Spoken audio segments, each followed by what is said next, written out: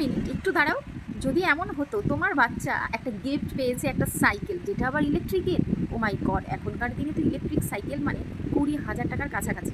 তো যাই হোক, আমি শুনলাম নরেন্দ্র মোদী মানে আমাদের প্রধানমন্ত্রী এটাই সিদ্ধান্ত নিয়েছেন প্রতিটা স্টুডেন্টকে ইলেকট্রিক সাইকেল দেবে। আমি তো জাস্ট অবাক।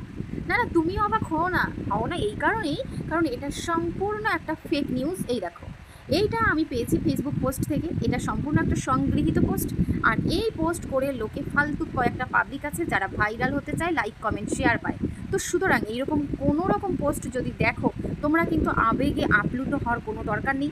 সঠিকটা জানার জন্য আমাদের ইন্টারনেট রয়েছে, সঠিক খবর জানা ওখানেই যাবে। তো যাই হোক, এরকম এখনও পর্যন্ত কোনো নিউজ আসেনি যে আমাদের বাচ্চাদেরকে ইলেকট্রিক সাইকেল দেবে। আর এটা হলে তো ভালোই হতো ভাই, কিন্তু এত কোথায়, অসম্ভব। একটা মানে পুরো দেশ চালায় যিনি, সে তো আর টাকার গাছ লাগায়নি। তো যাই হোক, এই নিউজটা সম্পূর্ণ একটা ফেক নিউজ, কোনো রকম ভালো নিউজ নয়।